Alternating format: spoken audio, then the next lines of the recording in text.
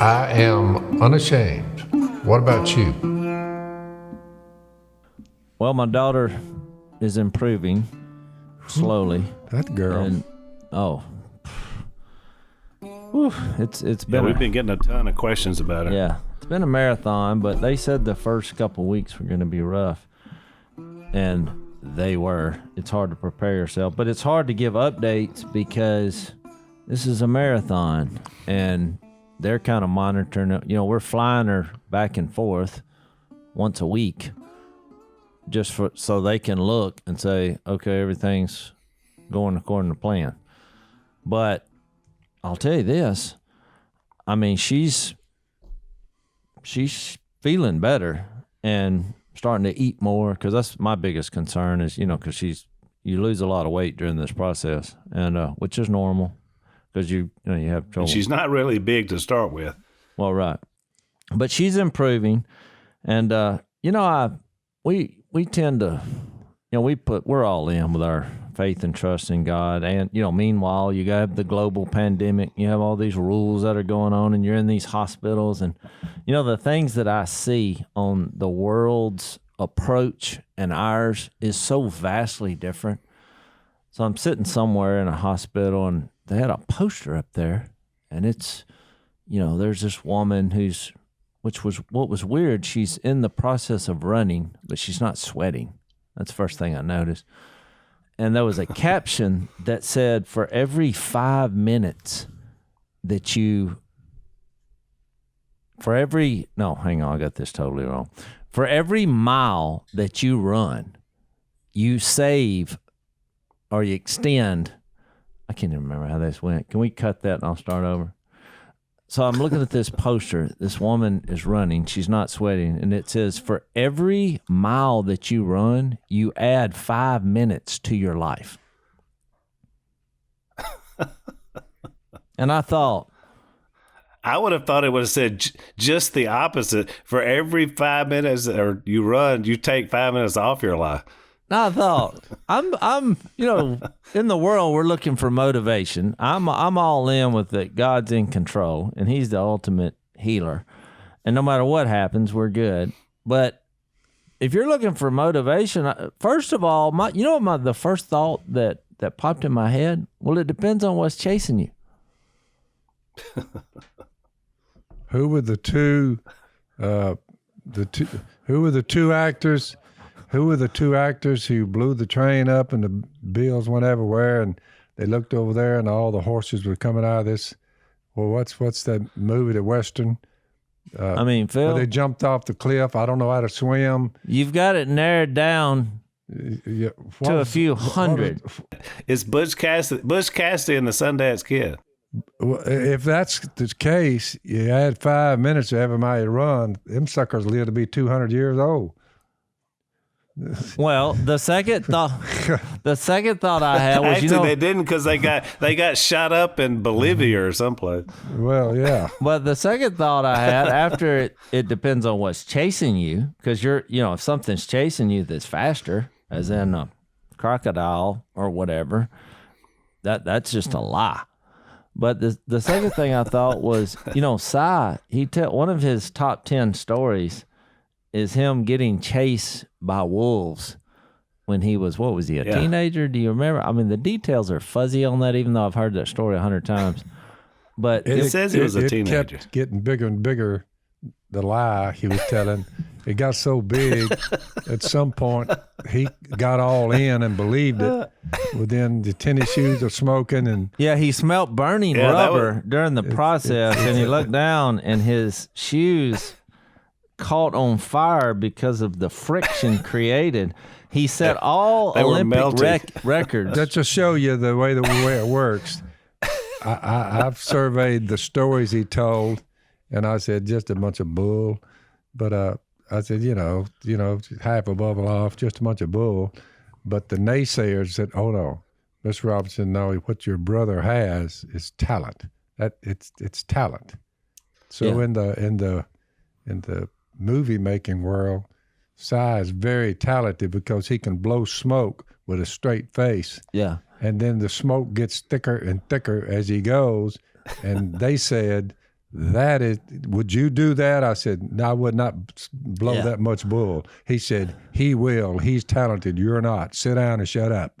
So basically, that's what the movie guys told me. Well, what I'm gonna tell him the next time I see him, Al, is I'm gonna tell him, okay, you know why? Because he had the coronavirus, and now he thinks he's indestructible, which technically he is. He has the Holy Spirit, and I'm gonna say, you know why that you made it?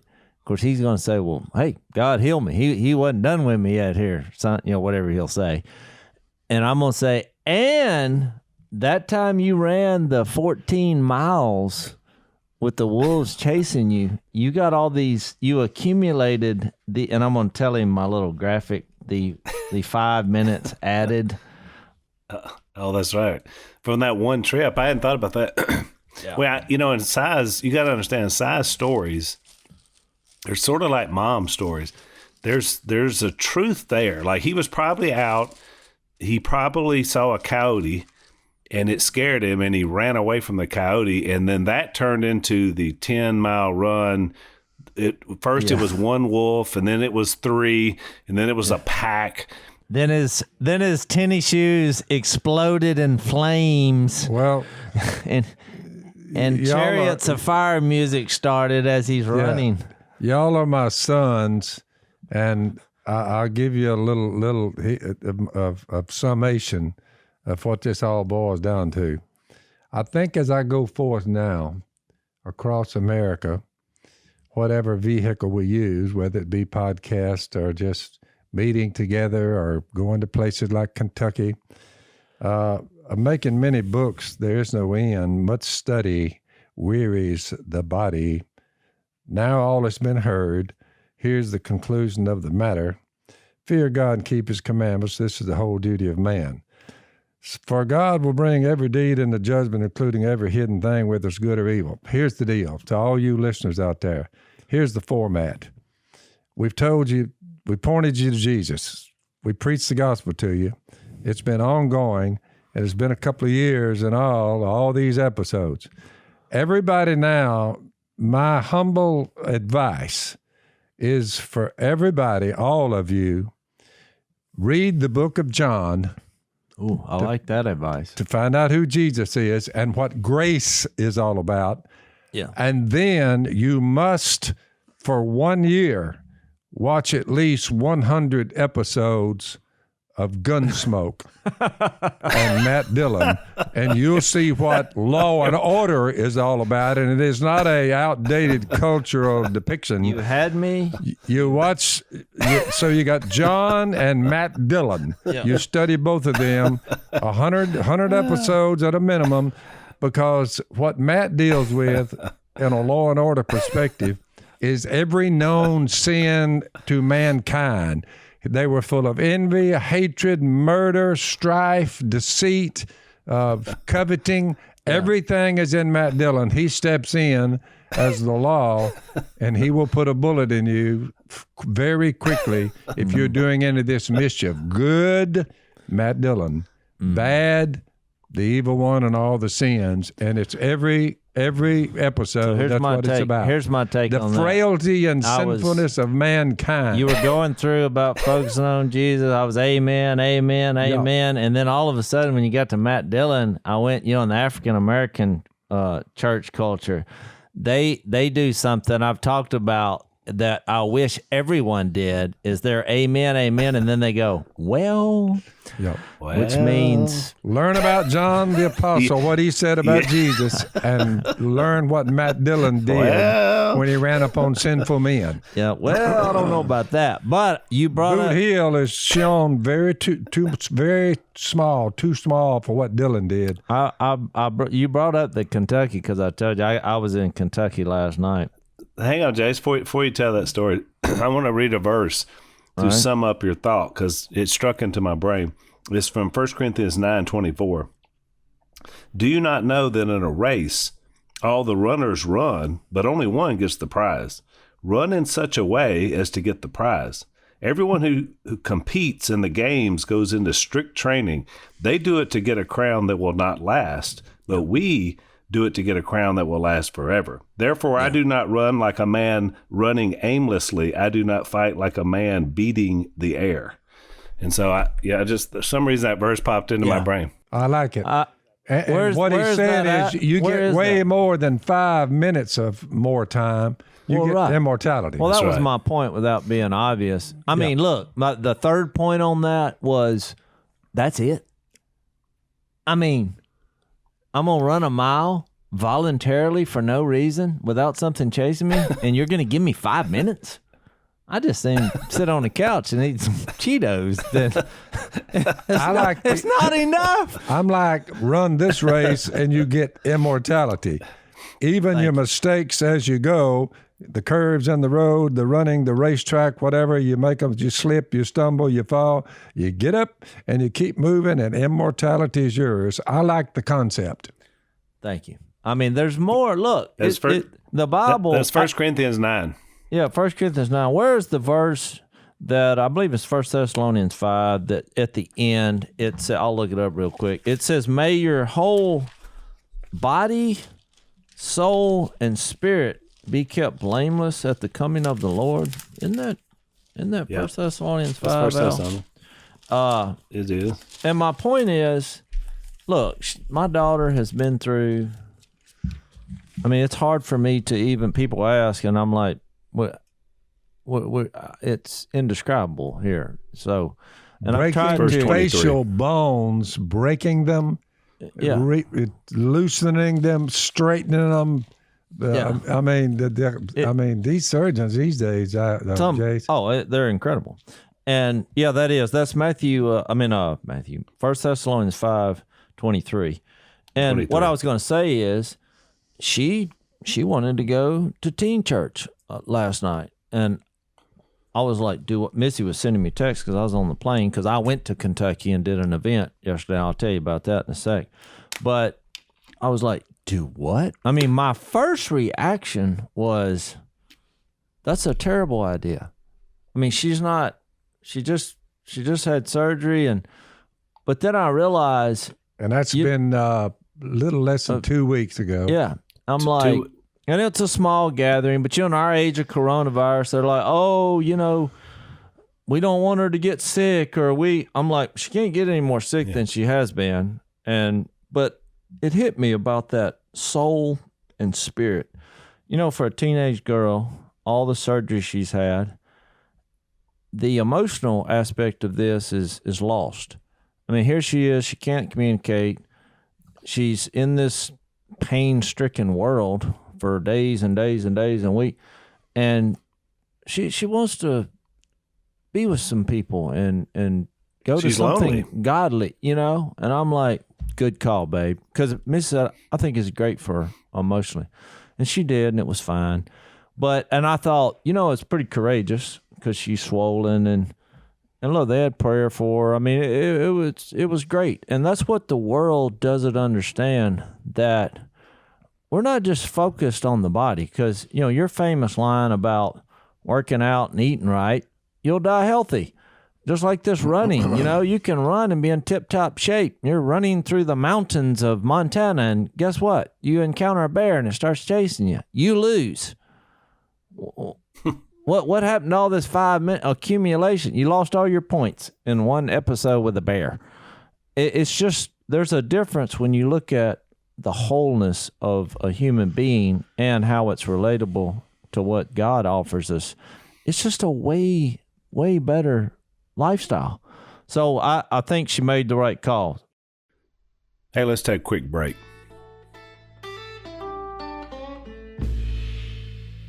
So, Jace, if your credit card company found some, if you had a credit card, I guess, some suspicious charges on your card, that's simple identity theft, right? It's annoying, but the credit card company will cover someone stealing, from your credit card, which is, that's kind of bad. But the kind that you really got to worry about is the home title theft, where basically they take your home title and no one covers it. Yeah. The bank doesn't cover it. The loan people don't cover it. And then you wind up, getting stuck with someone else running up bills on your house. I mean, it's pretty amazing that it could even happen. Living with Si. And yet it does.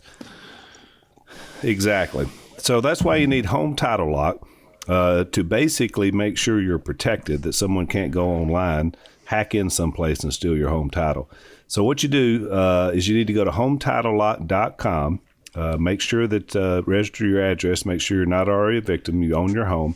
And you enter the code radio. They're going to give you 30 days of free protection. So that's hometitlelock.com. Use the promo code radio.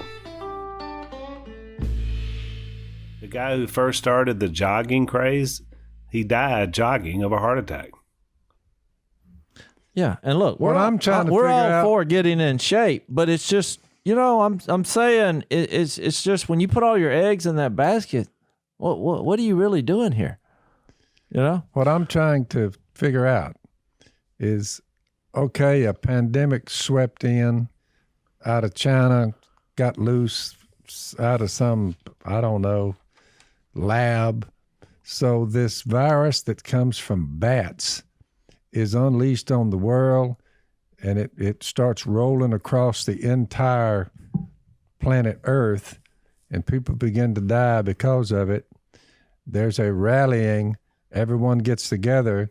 So they said, wear a mask, stay 6 feet from each other, spread out, don't get into large crowds.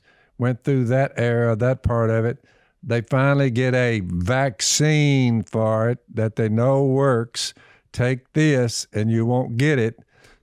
And so that came, but everybody's still wearing masks and still scattering out. I'm thinking, when do we turn the corner on this thing and say, you know what? We got a vaccine you can take now and you won't get it. So when do we say we finally turn the corner?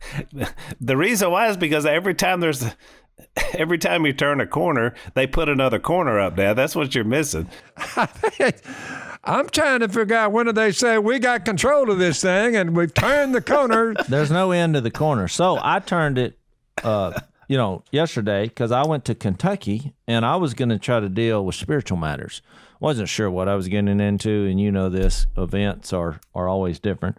But Al, you had been here a year and a half ago. I think you preached at one of their services, and so they got me to come clean up what Al. No, no. My point is, if we keep going like we're going now, we're going to keep doing this, running the COVID, whatever it is, running that one. Well, when the next one comes, if we don't get rid of this one, are we going, what do? Fight both of them at the same time? Because if you wait long enough, there'll be another pandemic coming from somewhere. I'm trying to turn the corner on this, Phil. There's nothing. That's not turning the corner. Look, here's how I turn the corner. So I'm on the plane. Of course, on the planes and in the airport, it's the strictest of rules. I'd say 2 to 3 minutes, there's a voiceover saying federal law, you will be jailed. There's no exceptions. So, all right, wear your mask. Everybody's wearing a mask. So I get to the location, and on the way, I have, how you have epiphany, you have ideas, and you say, because I don't have notes. I mean, I'm a one message pony. I introduce Jesus. I usually go over the same things. My speech is wrapped around people's perception of us. They see us on TV, or they see, that I have a good-looking wife, and they're like, how did this happen? Which is an honest question. I'm not making fun of it. So then I, in the speech, share that we believe that God's in control, and I go through your conversion and how the duck call business got started, and then how the show came about. Si's famous line on day one, God's directing this. He told the director, ha ha. But we're not kidding. He really is. And then, me meeting my wife I was looking for somebody to help me get to heaven. And I was trying to stay pure because I was a believer. And so I give her a speech saying, I'm not going to do anything touch you inappropriately. I'm looking for somebody to help me get to heaven. But that was the line, because she was like, awesome. That's who I'm looking for. So that's basically what the speech is. But when I go to churches, I feel like, and since we do so many of these podcasts, there's a lot of things about religion, and we've talked about them many times, that we don't like. And, from the hypocritical lives, or even some theology that seems to be legalistic, we'll use that phrase, just meaning kind of rule-oriented. And you have all these different religious groups on all these different street corners, and the perception of the world is they don't even like each other, really. They argue and they fuss and fight over matters. So having said all that, I had this epiphany, and I was like, I'm gonna do these things. And I wrote them down. I wrote down 8 things and these things are like things I thought were really good, and they're technically probably true, but that as I matured as a follower of Jesus, it was almost the exact opposite was true. And I'll share them with you. And I could be wrong on some of these. These were just ideas that popped into my head. So we're going to, what's that 1 John 4 that says, test the spirits to see if they're from God? Jase, before you start, I just want to say I'm impressed you used the word epiphany. For Jase's vocabulary, that's an A+. I'll give you a thumbs up on that. Each syllable, excellent word. Each syllable was placed at the right spot. The older my kids have gotten, the more educated they've become, and they've actually helped my vocabulary. Because when I'm at the dinner table and they're talking, I'm like, no, wait a minute. What'd you say?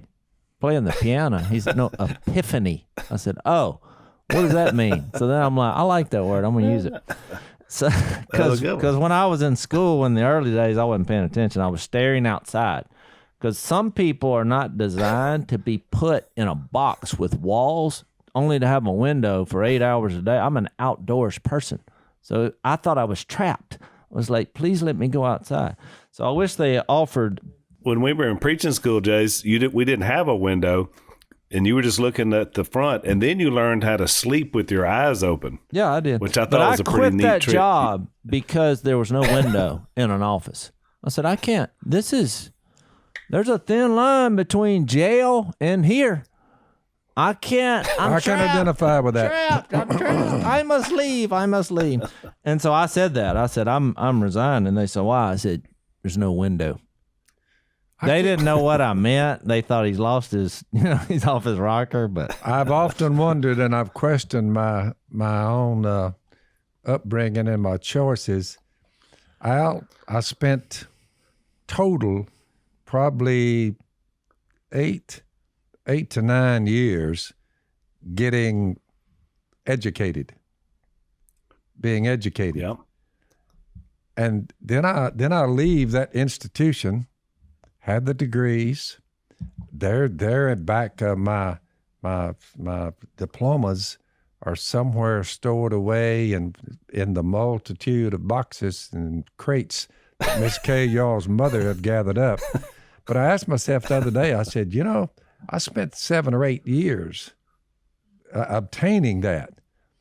But then I get out and start making duck calls, fishing the river and making duck calls, and I'm thinking, how much brains did I need? How many diplomas did I need? And how is that helping me with this hook net that has a hole in it? So I'm patching the hook net, catching the fish, making about $250 a week. Then the duck call came along, and then Hollywood calls on us, and I'm looking at how that worked. I said, I wasted a lot of time just cooped up like you're talking about, listening to some guy indoctrinate me on the current thing. And I never heard the word Jesus the entire time, 8 to 9 years, not one word. So I look at it now, and I don't want to say it was a waste of time. So what good did these diplomas? There's no doubt you are definitely probably the world's most educated hunter and fisherman, or duck call maker and fisherman. I would say you're probably at the top of your class. So you got that going for you. Let's take a quick break. All right, at this rate, we're never going to get to these things. So here's what I'll do. Which is what happened to you, right? Look, so I give 2 speeches yesterday, like 40 minutes a piece. Never brought one of these points up. It is.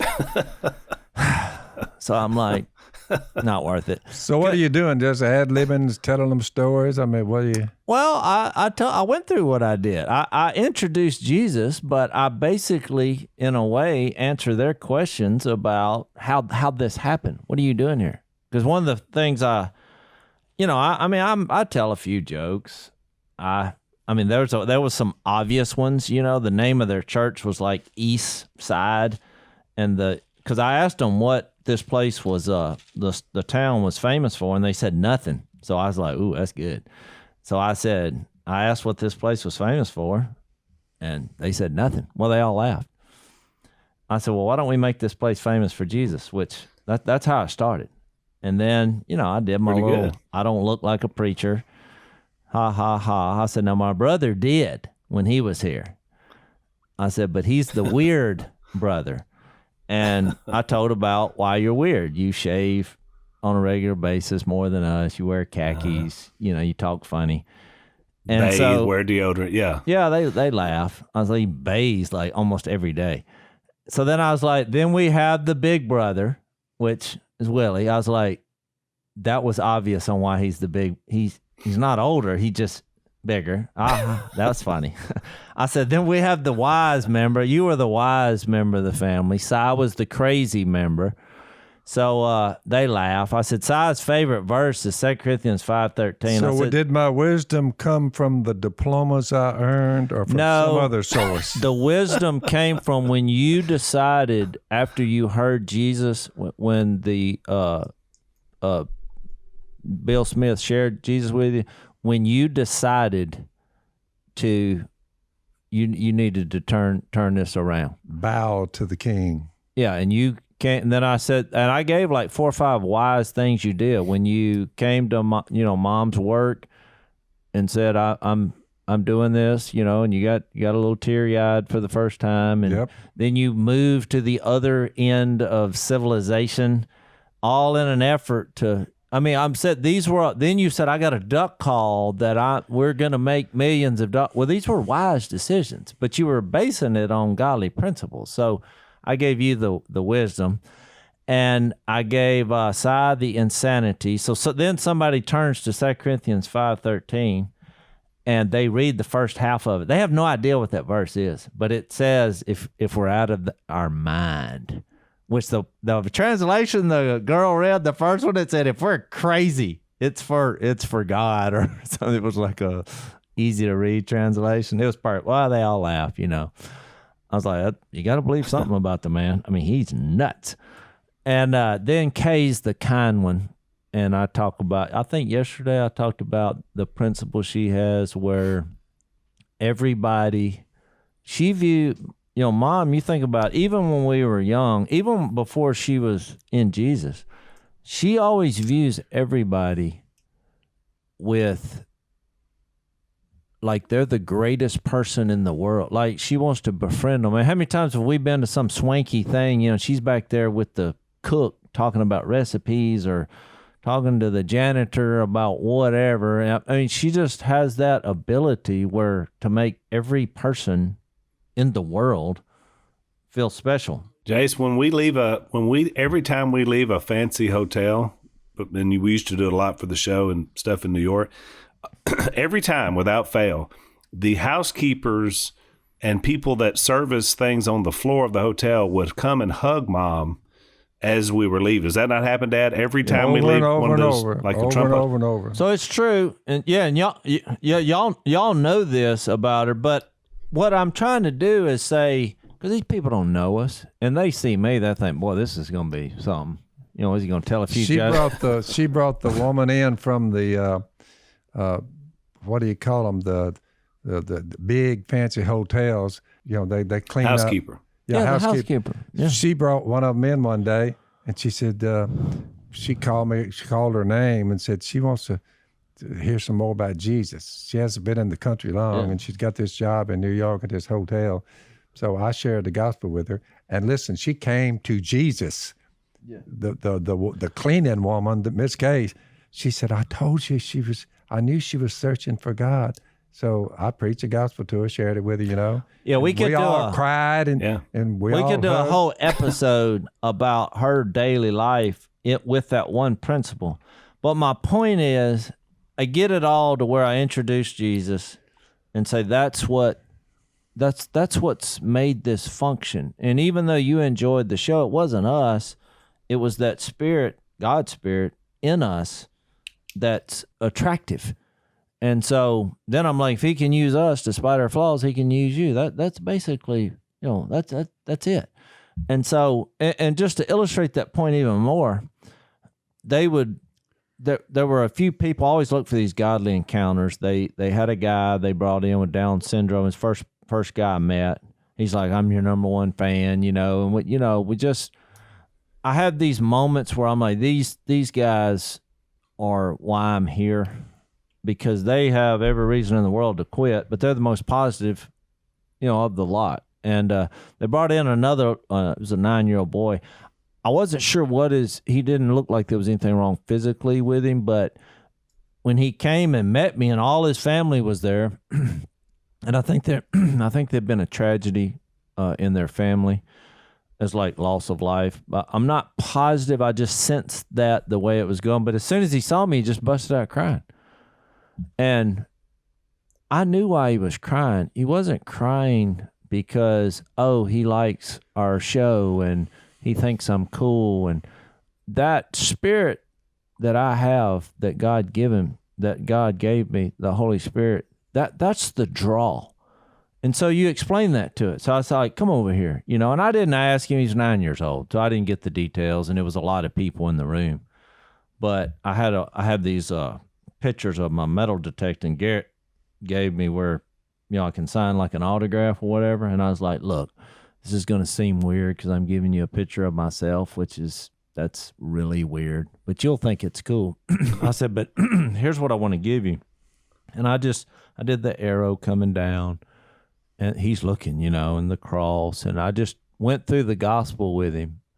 I was like, no matter what you've been through, what this person did, that's what you're drawn to. That's what we live by, So these moments to me are why I'm there. That's why I didn't get into these things, because I'm just so tempted when I go to religious establishments, because you know how it is, Al, because you worked in the church environment for years. I'm so tempted to get into these things because I'm like, have we missed this? So let me give you a few. We'll run through them quick. And you tell me whether I'm crazy or whether I'm onto something. All right, hang on. Let's take a break. All right, number one, my life turned for the better when I stopped pursuing Jesus. Now, I'm going to stop there because you think, what? That's what we're supposed to be doing, is pursuing Jesus. So I remember what I said. The rules are, they sound great and are true, but there's a greater truth in here. So my life turned for the better when I stopped pursuing Jesus and realized he is pursuing me. So why would I put that down there? Well, you probably finally realized the power of the grace of God. And I read Luke 15 numerous times. And I realized in John 12, when he said, by my death, I will draw all men to me, meaning him accepting me despite my flaws is a greater motivation than me viewing Jesus like I'm driving down the road and someone tells me about Jesus, so I'll stop and pick him up as like an insurance card. To me, it's like the principle I was going after here. It's like having insurance. You have the card, you put it in your glove box. Why? Well, in case something happens, you whip it out. And the difference in this philosophy is more like, I'm the one doing the hitchhiking and Jesus comes by and I'm like, I'm going with you. You're in control. You're driving, so. Basically you're walking along, stumbling around, and he pulls up and he says, I know you're on a road right here and there's two kinds, the broad one or the narrow one. Follow me and you'll get it. Yeah. And remember, I said, these And are I think ideas. These are ideas. This is, so work with me. Yeah, work with me, because both are true. But I wanted to get your rebuttal. No, I like it a lot, and I hadn't thought about it in quite that term, but a lot of people in our audience, so they're listening today, and this is going to strike them because some of you, I've seen your emails. They think they're pursuing Jesus, but they're actually pursuing things about Jesus or near Jesus. Like, because they'll say, I try to study my Bible more, I try to pray more, I try to do this, and they're frustrated because they feel like they're in this pursuit of something they can't quite grasp. But to your point, if you just let Jesus do what he does, the other part comes much more naturally, rather than you pursue, because that's not pursuing Jesus. That's pursuing a lot of other stuff. Yeah. Okay, good. I'm glad we can go somewhere here. Now, look, I have enough firepower and verses and ammo on each one of these. We could do a whole episode on it, but I just wanted to introduce it and see what you thought. All right, number 2, my life turned for the better. I phrased them all like this. When I stopped viewing heaven as the goal. Let's stop a minute, because everybody's like, what? I thought, hang on, and realize being with Jesus in heaven is the ultimate goal. Do you see the difference? Yep. And they have you're going to see every one of these principles have the same thing in mind. It is more humbling in the latter. It's like, because I know the verses that say we'll receive our reward but if you're just doing this and you're saying, give me my reward, I mean, we've missed something here. I mean, why did he send Jesus? If this was all reward-based on, okay, you do everything right, and I'll give you a reward. Or you're introduced to Jesus, which is the plan of God. You realize that he's pursuing you. You surrender, which we'll get to here in a minute. Then you realize, as we walk together, it's way more valuable and important to me to be with Jesus wherever we are, than me thinking, give me heaven. I did what I was supposed to do. Plus, Jesus himself said, I came to seek, which is your point, and save the lost. Yes. By the way, the wisest man who ever lived said, this only have I found.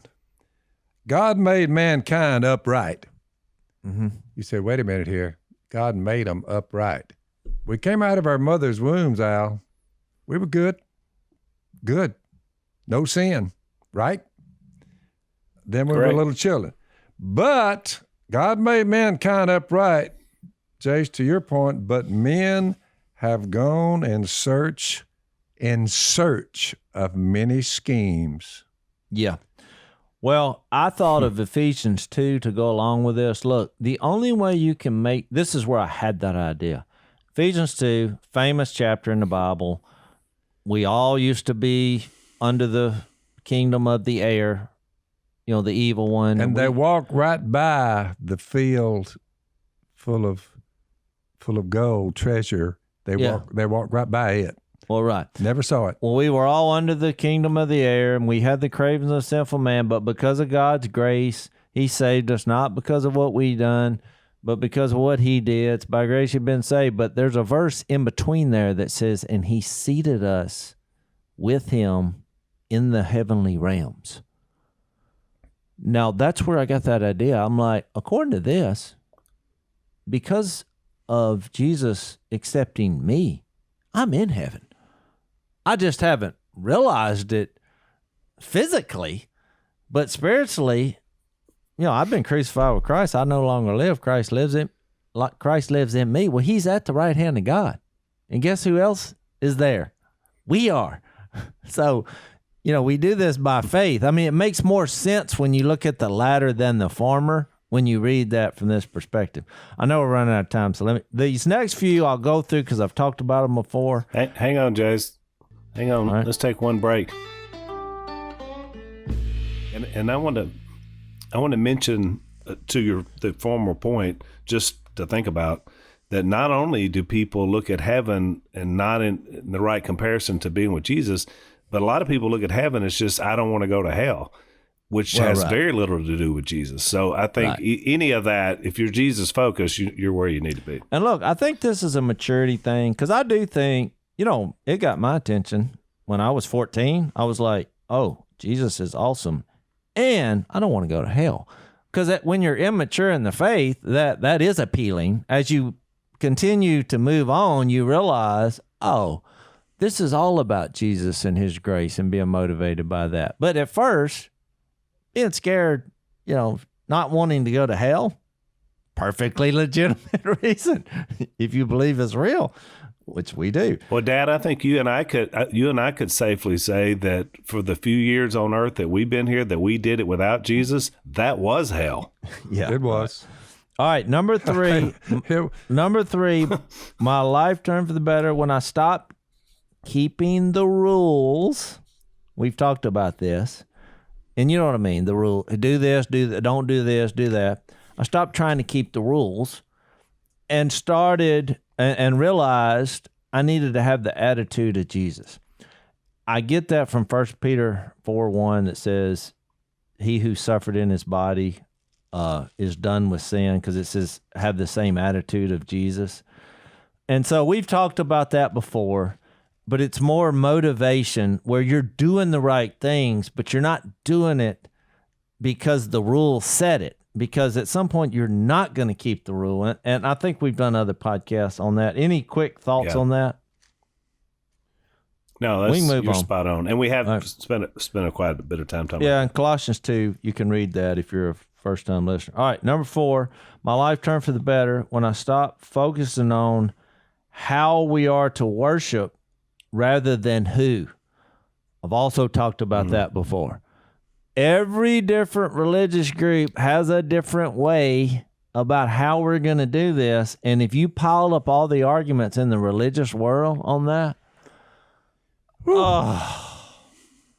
why don't we focus on who? That's what this Bible does.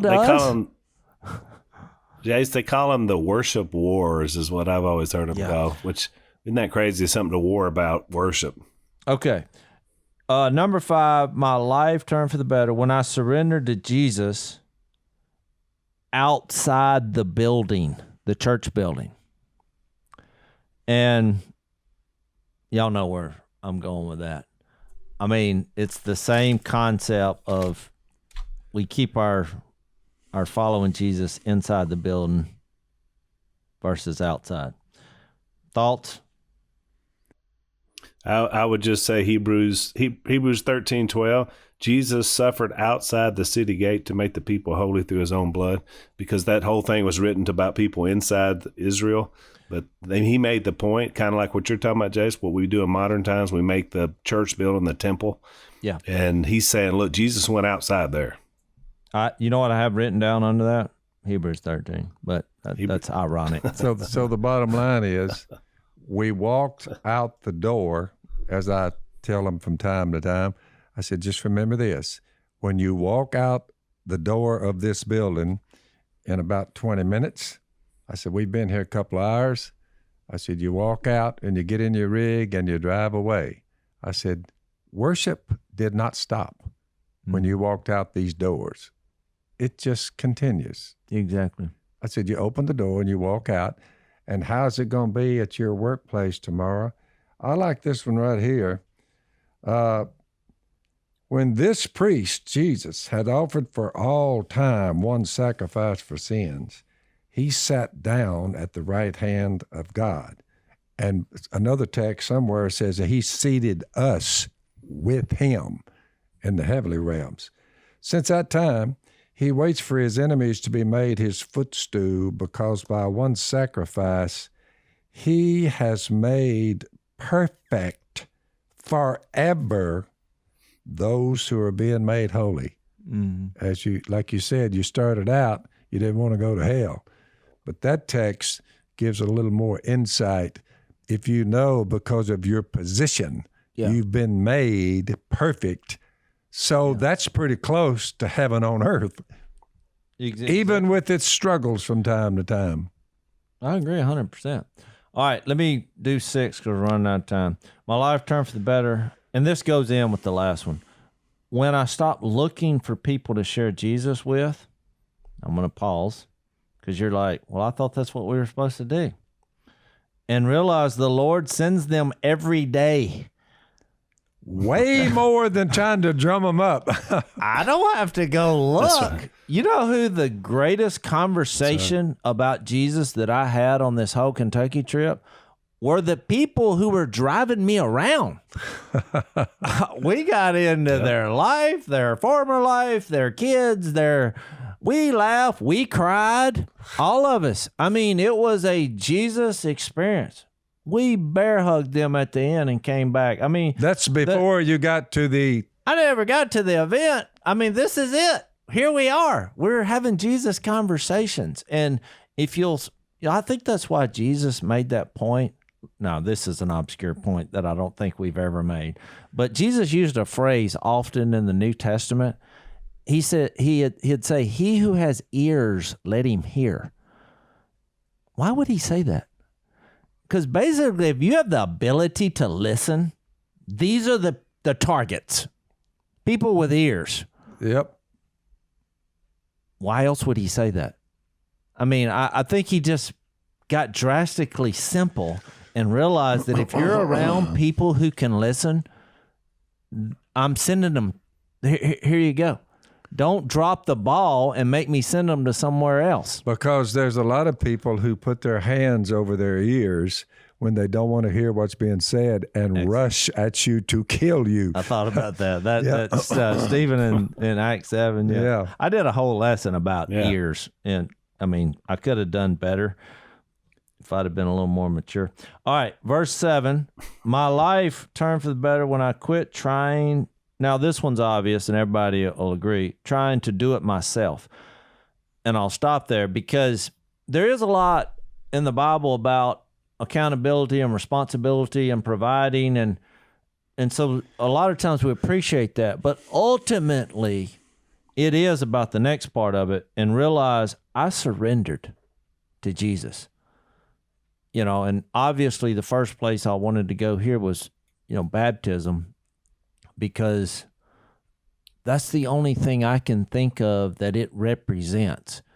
You're not doing anything. You're not earning anything. You're basically surrendering. And if you read Romans 6, you're dying and you're being buried, and he's replacing your spirit as the navigation instrument with his.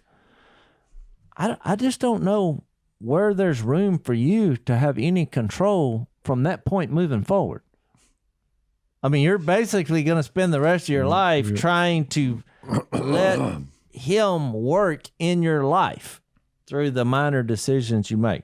And I know y'all agree with it. And the last one is my life turned for the better when I began to focus on the journey and the process, not necessarily the destination and the results, which that's kind of like the heaven one. But the reason I got that idea is I was reading in John chapter 7 when Jesus, John 7 doesn't stick out. When we study John as like having anything major in it, but there's a couple things in there where he says, my time hasn't come yet. And, his brothers came to him and they're like, you need to go public. No, I mean, nobody wants to be a public figure, acts in secret, which they didn't even believe in him, believe who he was. They're just giving him terrible advice. But that thought popped into my head about, can you imagine Jesus being a being who's not bound by time? He's an eternal being. He becomes a man, and now all of a sudden he has to wait. He has to go through a process that's going to save us. And I know that if Jesus, who is our Lord, did that, then that trickles down to us. There's a process that goes along and with God's timing that we have to realize and that we have to work in, which it develops, you know, perseverance and character and obviously produces hope. So final thoughts. I know we're out of time. I like you. I like your thinking, Jase. I do too. I think maybe on a future podcast we'll break those down a little further because there was a lot of meat still on the bone we didn't get to. So well, I'll sum it up stuff. with this. I think I offended some people in Kentucky because I said, look, if you're over 40, I'm not talking to you. I said, because you quit listening a long time ago. And I said, I can say that because I'm not a preacher and I'm I don't know over. about that, Jase. Well, I said it to try to get them to do the opposite. Yep. Because we make up our minds about these principles. And here I took 8 things that everybody would agree with on the first part of and then thought, oh, wait a minute. And my whole point is be open-minded. See you next time. Thanks for listening to the Unashamed podcast. Help us out by rating us on iTunes. And don't miss an episode by subscribing on YouTube, and be sure to click that little bell to get notified about new episodes. And for even more content that you won't get anywhere else, subscribe to Blaze TV at blazetv.com/unashamed.